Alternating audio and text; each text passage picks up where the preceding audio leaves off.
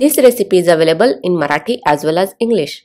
For English, refer description below a video to see the ingredients and procedure to follow. Thank you.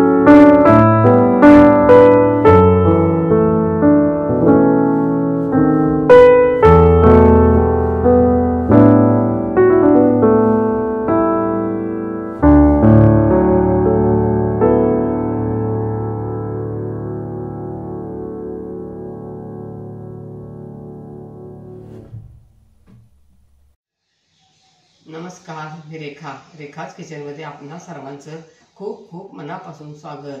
आज आपण असा एक पदार्थ पाहणार आहोत. तो करायला एकदम सोपा आहे, परंतु खायला एकदम लाजवाब.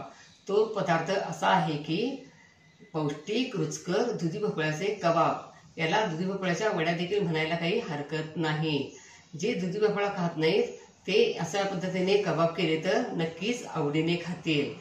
या अगोदर आपण 141 एपिसोडमध्ये दुधी भोपळ्याचा हलवा केला होता. तेव्हा आपण दुधी भोपळ्याचे आपल्या शरीराला कोणकोणते फायदे होतात हे जाणून घेतले आहे. बाहेर पाऊस पडतोय आणि अशा वेळी चहा बरोबर नाश्त्यासाठी दुधी भोपळ्याचे कबाब एकदम भन्नाट लागतात. आणि काही महत्त्वाच्या टिप्स देखील पाहणार आहोत. चला तर आपण आता दुधी भोपळ्याचे कबाब करण्यासाठी लागणाऱ्या काही महत्त्वाच्या टिप्स पाहूया. प्रथम दुधी भोपळा स्वच्छ धुवून घ्यायचा. दुधी भोपळा कोवळा असला तर वरची साल काढायची नाही. जून असला तरच साल काढायची आणि आतील पांढरा थोडा भाग काढायचा आणि नंतर दुधी किसून घ्यायचा. दुधी अगोदर किसून ठेवायचा नाही. अगोदर किसून ठेवला तर दुधी भोपळा काळा पडतो. आयत्या वेळी दुधी किसून घ्यायचा. दुधीमध्ये पाण्याचा अंश असतो, त्यानुसार बेसन, रवा आणि तांदळाचे पीठ घालायचे. मसाले घालायचे. बॅटर भजीच्या पिठाप्रमाणे भिजवायचे. कांदा लसूण ज्यांना चालतो त्यांनी कांदा लसूण घातला तर आणखीनच वड्या छान होतात. नंतर फोडणी करायची. निम्मी फोडणी पिठात घालायची आणि निम्मी पॅनमध्ये तशीच ठेवून त्यामध्ये बॅटर ओतायचे. एकसारखे पसरायचे. वरती झाकण ठेवून 15 मिनिटे स्लो टू मीडियम फ्लेमवर वाफवायचे. नंतर त्यावर थोडे तेल पसरायचे आणि पुन्हा 5 मिनिटे वाफवायचे. एक बाजू भाजल्यावर पलटून दुसरी बाजू पॅनमध्ये थोडे तेल घालून वाफवायचे. टोमॅटो सॉस, ओला नारळ चटणी बरोबर सर्व करायचे. वड्या थंड झाल्यानंतर आपल्याला हव्या त्या आकारात कापायच्या. पावसाळ्यात गरमागरम अशा दुधीच्या वड्या म्हणजेच कबाब गरमागरम चहा बरोबर मस्तच. आपण आता साहित्य पाहूया. दुधी भोपळा, यातला निम्मा दुधी भोपळा मी वापरणार आहे. तुम्हाला जितका आवडतो तेवढा दुधी भोपळा वापरला तरी चालतो. 1 इनोचं पाकिट. या मेजरमेंटच्या कपानं 1 कप बारीक रवा, अर्धा कप दही, पाव कप तांदळाचं पीठ, अर्धा कप बेसन पीठ, 4 टेबलस्पून तेल, अर्धा टीस्पून हळद पूड, 1 टीस्पून हिंगपूड, 1 टीस्पून गरम मसाला, 1 टीस्पून ओवा, 1 टीस्पून मीठ, 1 टीस्पून मिरची पूड, 1 टीस्पून जिरे, 2 टेबलस्पून तीळ हे भाजून घेतलेले आहेत, 1 कप किसलेलं गाजर. इथं तुम्ही कोबी आणि इतर भाज्या तुम्हाला ज्या आवडतात त्या वापरल्या तरी चालतील आणि दुधी तुमच्या आवडीनुसार तुम्ही कमी जास्त घातला तरी चालेल. 1 टीस्पून हिरवी मिरची पेस्ट, 1 टीस्पून आलं पेस्ट, 10-12 कढीपत्ता पाने, धुवून बारीक चिरलेली कोथिंबीर. आता दुधी यातला निम्मा घेऊया आणि यात असं 2-3 भाग करूया.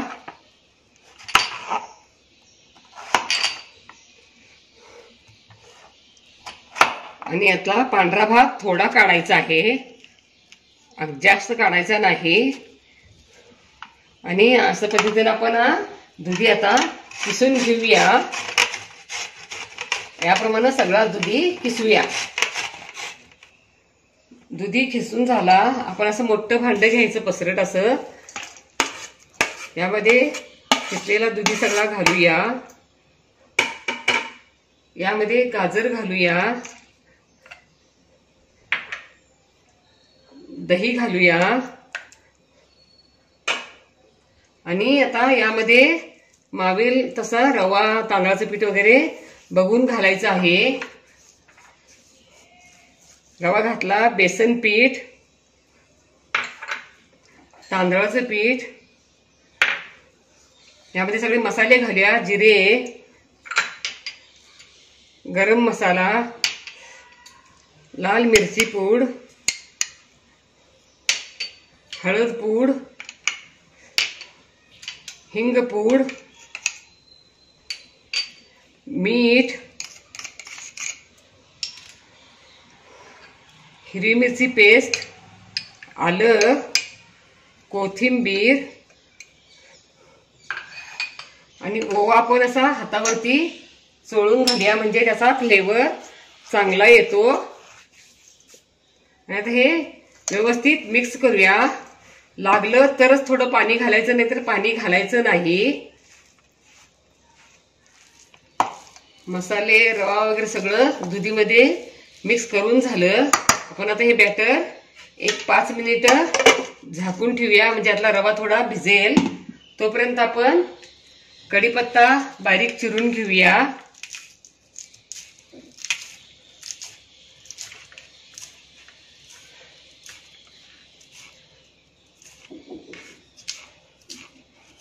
आणि पॅन मध्ये तेल गरम करायला ठेवूया.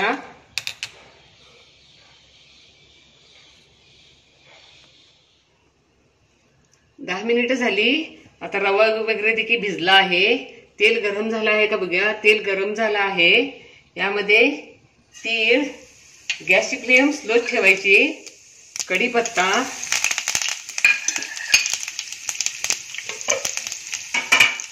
गॅस बंद करूया आणि यातली थोडी फोडणी या पिठात घालूया.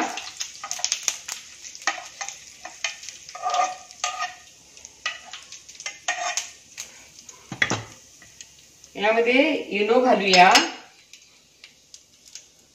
इनो पण आयत्या वेळीच घालायचा आहे, अगोदर घालायचा नाही. आणि व्यवस्थित मिक्स करूया.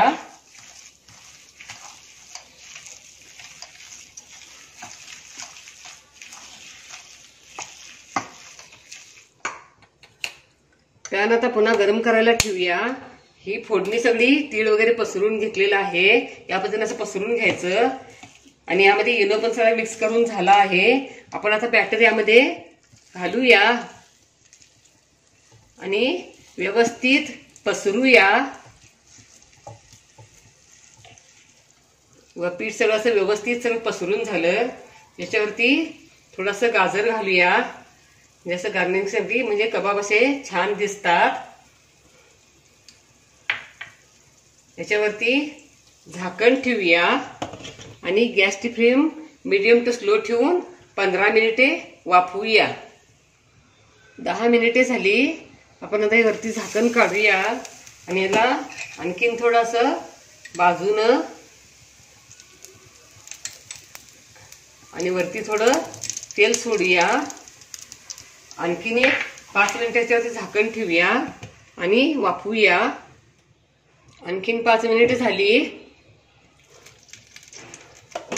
गॅस बंद करूया. याच्यावरती झाकण ठेवून असं ठेवायचं आणि असं हे पलटायचं.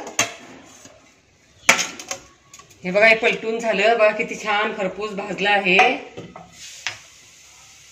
आणि आता पुन्हा पॅन मध्ये तेल घालूया.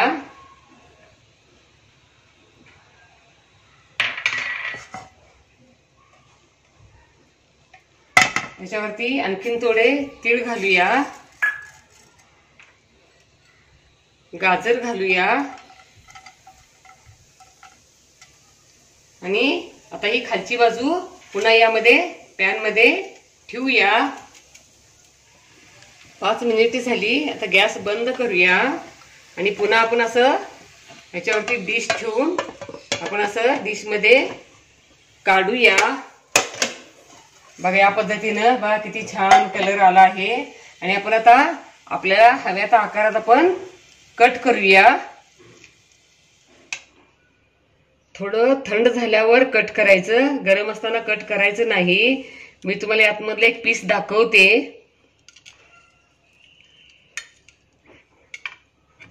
बघा या पद्धतीने होतात. लहान लहान आकार करून तळत बसायला किंवा शालो फ्राय करायला वेळ लागतो. अशा पद्धतीने कबाब केले किंवा याला दुधी भोपळ्याच्या वड्या देखील म्हणूया. खूप पटकन होतात, जास्त वेळ लागत नाही. आणि आता हे दुधी भोपळ्याचा कबाब तयार. मस्तच. वाह क्या बात है, लाजवाब. अशा पद्धतीने दुधी भोपळ्याचे कबाब म्हणजेच दुधी भोपळ्याच्या वड्या तुम्ही जरूर करून बघा. तुम्हाला नक्कीच आवडतील. लाईक आणि सबस्क्राईब करा. कमेंट बॉक्समध्ये कमेंट टाका. पुन्हा असेच भेटत राहू नवीन नवीन वेगवेगळ्या आणि छान छान रेसिपी घेऊन महत्त्वाच्या टिप्ससह. धन्यवाद. मस्त खा आणि स्वस्थ राहा आणि आपले आरोग्य उत्तम ठेवा. Don't forget to like, share, comment and subscribe. Hit the notification bell ting to get the notifications whenever we upload the new video. Stay tuned for healthy, homemade and tasty recipes every week. Thank you.